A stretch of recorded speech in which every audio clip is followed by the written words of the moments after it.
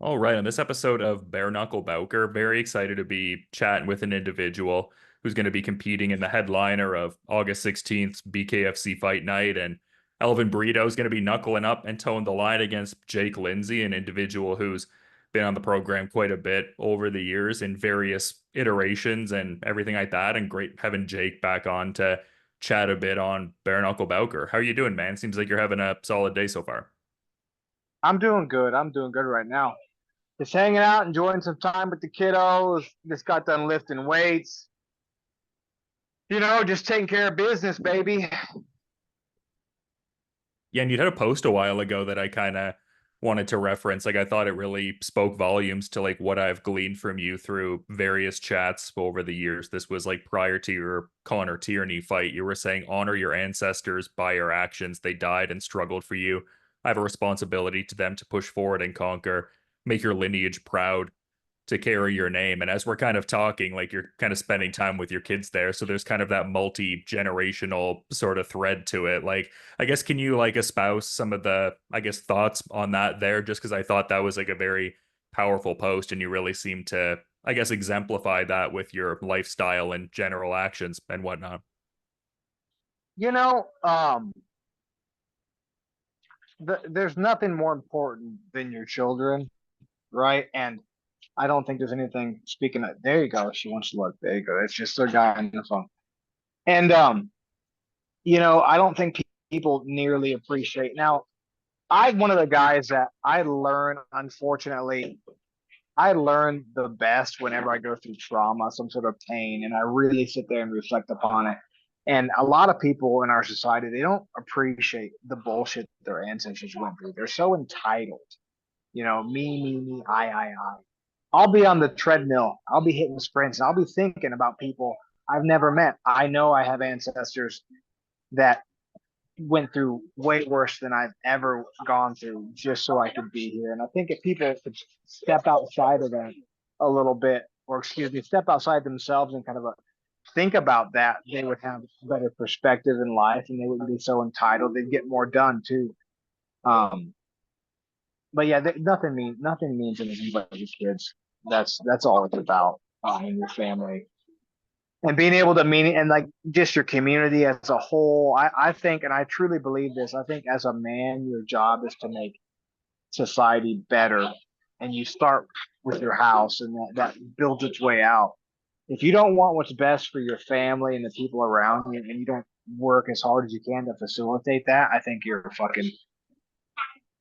you're squandering, like, again, all the things that your ancestors died for, you know. So I'm not saying you can't have a good time. I'm not one of those guys who are like, you got to work 95 hours a week. It's not even necessarily even about money.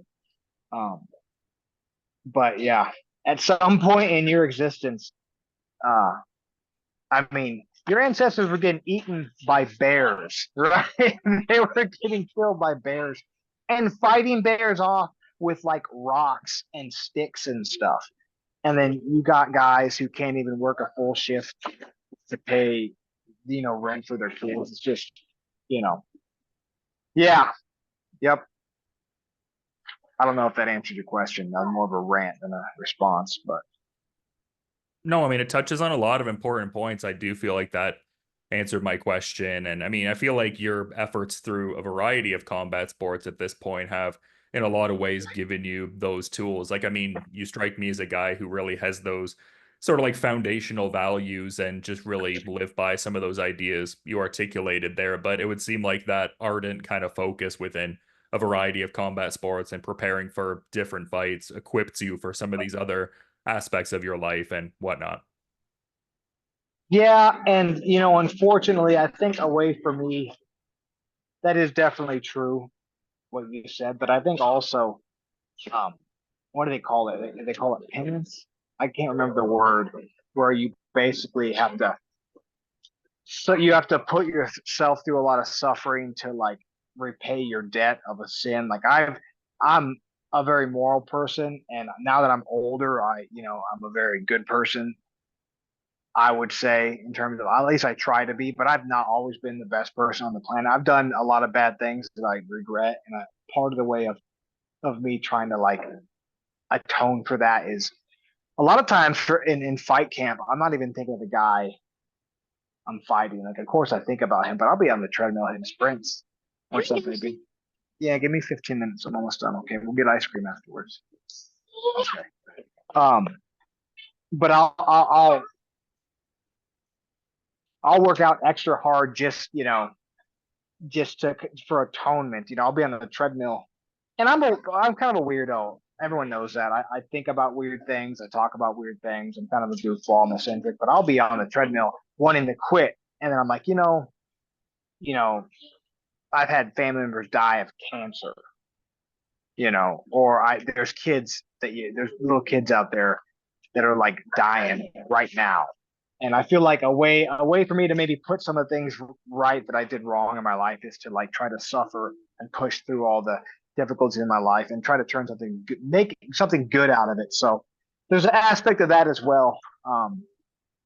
But I think that's men in general, not to be too psychological. Men are workhorses and they like to kick themselves in the teeth.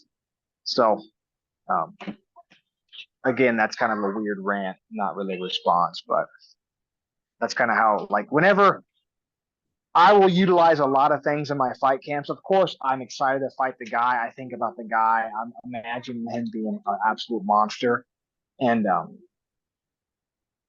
but also part of it is like I have all this energy. I have these gifts. What am I gonna do? Get fat? Right? Stop fighting and get fat? Like, nah. I don't feel like I've earned and achieved enough to satisfy the requirements that all my ancestors are requiring of me in a sense. So, and I have kids. I want more kids. So like I think about them as well. It's like, every fight camp to me, I've been fighting so long. This is going to be long winded. I'm sorry, but to kind of break it down No. better, when I was younger, what, honey, hey girls, 1 second. Hey girls, I'm doing something right now and you guys know I'm on the phone. You need to put that back up there. That's fine. Put that back up there. You guys need to give me 10 minutes, okay? Okay, that's fine. That's kids right there, baby. They don't want anything to do with you the second you're on the phone. You guys better knock it off, or that ice cream promise is going out the window. I'll tell you right now. But like when I was younger, you have the typical motivations. Like when you hear guys do interviews, and I'm not trying to talk shit because I used to say that, but I find it so boring now. But when I was younger, it's like, yeah, man, I'm gonna kill this guy. I'm better than him. All the normal motivations that young guys need to fight. Like I don't want to get beat up in front of people. I want to be a world champion. I want to be the best. I am the best. This and that. I want a bunch of money.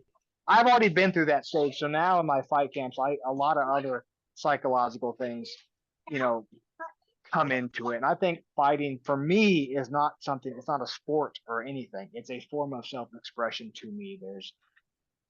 I'm not fighting for the ranking. Honestly, I'm not fighting for the belt. It's just who I am. Like a lot of guys say that. It's just I've been doing this since I was 18. I'm a 38 now.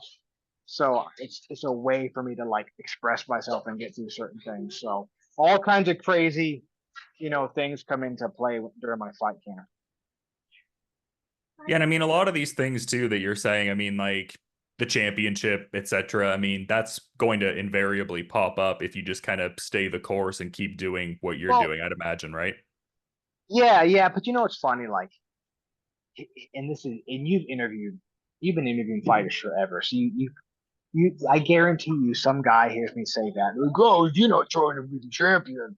You're not doing the your head fits. It's like shut up, dude. Like I've been in this game forever. Like I'm beyond that. Like of course I want to be champion. And like I've even heard people say, like guys I'm fighting, they'll hear an interview and they'll hear me talk about this stuff. It's like doesn't even sound like he likes fighting. It's like no, dude, I like it so much. It's just I don't need to. I could literally not talk about it, show up at the venue and carve you like, and I don't need to talk about it to hype myself up or convince myself of anything. Like I know Yeah. who I am as a person and as a fighter, and I've discovered who I am partially thanks to fighting. Like I said, it's a form of self-expression. But you damn well know. Oh, you're not trying to be the champ. You're not in it for the right reasons. Yeah. It's like shut up, man. Shut up. Well, it'd be kind of wild to like follow through the thread of your last few fights and for someone to even think that. I mean, Connor Tierney readying to fight for the UK title. The Slaveski fight was for the title, and Brito is a former champion. So it'd be kind of funny for Yeah. someone to come to that conclusion, though, right? I don't know. Maybe I don't think about it anymore, but some people do. You know what I mean? I just heard a guy in an interview.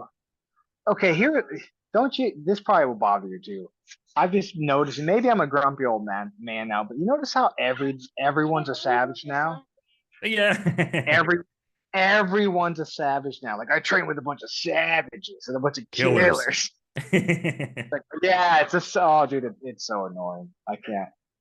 I mean, I don't know. I'm grumpy old man, I guess, but I get what you mean. Things kind of just become like tropes or like things you say as like a shorthand because maybe you can't like express it in maybe more of like an individualistic kind of way. Like I oh get what you mean. man, Like, yeah. I would have. I'd rather shoot myself than go through an interview having to give the same stare. Yeah, man, I feel real good for this fight. I'm training real good. You know, I'm focused. But it's the same four things, and you got to evolve as a person. Like you can't do anything for 20 years with the same mindset.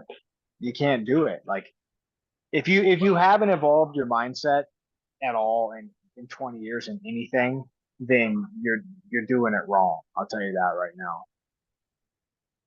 Yeah, and I think we've done interviews in so many different contexts over the years. Like a lot of it has been bare knuckle focused, but like when we had that interview in Edmonton after your Pat Pitlick fight and stuff like that, I think it just invariably breeds this certain dynamic. I mean, it's one of these things where I know a certain amount about you through these interviews and we've gotten to chat and stuff like that. So I do think it breeds a certain, I guess, diversification of topics, or at least you would hope that someone would strive to do that and it not be like a, I guess, cut and paste sort of thing all the way through, I guess. Uh, I don't know if I like that word diversification.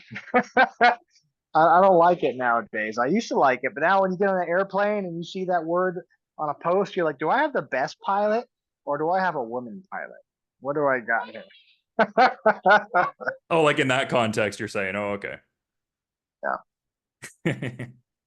yeah. But yeah, no, we've been chopping it up for years, man, and it's just been great getting to, yeah, have all the different moments and stuff like that and everything. It's been real solid for sure. But it's been great getting to see you get back to action here. I was even kind of wondering when that might sort of, I guess, come to fruition because it's been close to, I guess, a year or so now. So I mean, you talk In about a the year, art and baby. expression component and whatnot. Like I imagine you have a lot more I guess like I guess tools to utilize. Like you have a certain, I guess, additional something to paint across this proverbial canvas coming up here against Brito. Yeah. You know, every time I don't fight for a long time, I start to get, I don't know, anxious is a term, and then I get that announcement, and like something in my brain just clicks.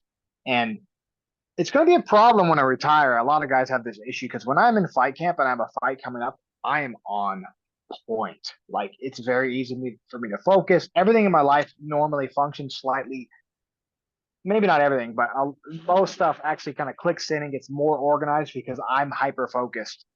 I'm just not used to not having a fight lined up. So then you have, after you fight, you have a couple months off, you feel okay. But then you start to get almost, I don't know, anxious because even if you're like I said, I own a business, I have kids, like you're busy with all that, but there's something not there. Your brain's like, man, there's just something missing. And so yeah, I didn't know, man, because I was supposed to fight in Omaha. It'd been so long. I had opponents drop out and BKFC, they're just kind of they don't really I mean, they'll use you when they use you. They don't really and I'm not the most popular guy, so I don't really blame them and I don't really give a shit. Um but yeah, man, I've been training, the whole time. I have a bunch of dudes fighting. I'm in really good shape. I got to practice a lot of just because I injured my right hand, so my jab's looking good. And yeah, man, a lot of growth over a year. I'm excited to you're yeah paint it across Elvin's face is what I'm excited to do. To be honest with you. It's funny you kind of say that. I mean, you didn't expressly say it in these terms, but I was actually talking to my girlfriend about this earlier today. It's like certain combat sports athletes will put so much into the like technical application and the physical preparation. And I mean, everything that's demanded of them from that is enough where there should be that certain, I guess, hierarchy minded kind of reward. But you kind of mentioned it there in the sense of like, oh, I'm not necessarily the most popular guy. And I've seen you sometimes describe it almost as like you're the dark horse of the division. It's like there kind of is something to that that's like you would hope the athletic component and like everything that goes in with the mentality that you were talking about would kind of just in a meritocracy sense kind of pay dividends in a certain regard. But Well, sometimes it is that social media component or persona element or however you want to yeah. phrase it, I guess, right? Well, to be fair, with all fairness to BKFC, like, yeah, you would think that, and like honestly, it's not that I'm unpopular. I get people are constantly, okay, sweetie. People, I mean, I have plenty of fans, and back when I was younger, I used to, I mean, I probably when I was like 25 when I was doing MMA, man, I'd sell out shows. It's not the popularity; it's just BKFC and all fight organizations. They want you to be a certain kind of person. They want you to be making social media posts and blah blah blah blah blah. And that's the name of the game now, man. It's social media, and I just don't give a shit, and I'm not gonna give a shit. So I don't care. Like if they pay me a little less because I don't less people quote unquote watch me, then I don't really give a shit. I think my fighting style and my attitude speaks for itself. I think they should value guys like me. You're really the guys like me are like the backbone of the divisions. You know, you I'm honest and I'm a unique personality. I don't sugarcoat shit. You get what you get. I do have a unique personality. They don't like it when I talk about politics. So I told him, I was like, you want me to get popular? Let me say some stuff on the mic about a lot of these topics. It might not be positive views, but people will they'll definitely want to watch me. It's funny too because I get so many people when a fight, they like message me. I hope you get your ass kicked. It's like okay, I love it, but yeah, I don't really know. I'm so disconnected from that to be honest. And this isn't knocking any guys who get on social media. I just think it's fucking annoying. Like, look at me, I'm a fighter. Look at me punch stuff. It's like everyone gets it, man. Everyone gets it. Um, but yeah, yeah. I mean, BKFC has been great though. I mean, there's a lot to complain about in a certain sense, but also like, did they put together good fights? They so if they you can't. It's a business too. You can't expect to get paid. I totally get understand. Like, if I was fighting like when I fought Gogo, I don't even know what he got paid. I would imagine he got paid more than me, and I don't care because he has like 40,000 Instagram followers. Like, good for him, man. Good for him. I don't give a shit. I don't need. I don't want the followers. I don't give a shit. So I don't like again. I don't really think about it at all. I just want to fight. To be honest with you, I want to fight all the best guys. And whether you want to watch me do it or not. And here's another long-winded answer is some guys, one thing that people fail to realize is the fight cards sell as a whole. So if you have a guy like Mike Perry on, of course, everyone's watching it for Mike Perry, right? Like, or whoever the popular guy is. Maybe not now for Mike Perry because he's got his ass whooped, but the entire card, it's not like those same people aren't excited for the other fights too, right? But it's a business, so they want to go by the metrics. And I know that's really my fault. I'm lazy. I could have been sending my link out and making posts every day for the last 5 years. I just don't do it because I'm so in the world that it's hard for me to be in the digital world, at the same time. I think it just comes down to like what you value or want to allocate your time to. Like for you, you're fine not doing that and it doesn't bring you value. So I mean, kind of is what it is. I think it's relative to Yeah, each I'm person, I not worried guess, right? about it. I'm happy. I'm happy with just fighting the guy. You know what I mean? And there's something that kind of is interesting about this fight in the sense I know you were talking about not posting on social media as much, but it seemed like a certain I don't know, a certain set of circumstances came together for this fight because you had a screenshot around like October of last year. It was like a pretty respectful kind of messenger exchange with Brito, and you were kind of like, oh, main event in Kansas and whatnot. So it's kind of cool that this amount of time later it all kind of worked out and fell into place like that, I guess. Yeah, I mean, I might be lazy with making, 30 Facebook posts and Instagram posts a week, but I'm not lazy in trying to get a fight. I will literally message multiple times. Every time after I fight, I will immediately message every guy who's ranked, every one of them, and say, "Hey, do you have a fight booked up?" Cool. Oh, you don't? Let's fight. Okay, cool. I'll screenshot it, send it to Nate Shook. And then if I don't hear anything back, I'll wait on them a month or two and say, "Hey, do you want to fight?" I'll ask a bunch of other guys. Sure. Whenever they agree, screenshot it. I just try to do his job for him. Now that's not all there is to it, but I'm insanely proactive when it comes to actually finding the opponent and all that stuff. I'll matchmake myself. I don't care. They don't even have to do it. So yeah, it's a good deal, man. Elvin's a good opponent. I'm excited to fight him. I think he's a good guy. Um, from what I know of, former champion. I just, I want to punch his face off with all due respect, you know.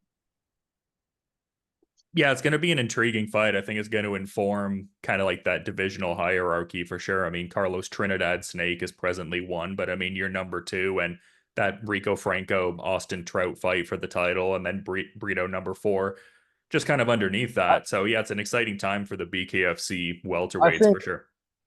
I think Franco wins that. Now, on paper, Trout's a better boxer, except here's the thing. You know how you beat Trout? You just don't be scared of a southpaw jab.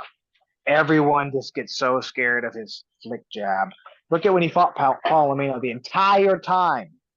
Palomino, he kept him at bay with just a little fat and some footwork.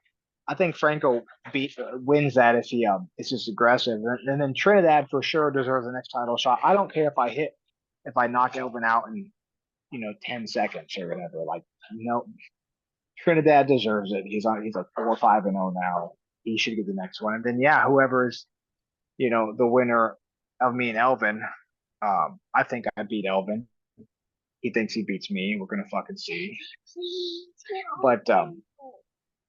But yeah, I don't necessarily if I if I start Elvin in 10 seconds, I would like to take another fight.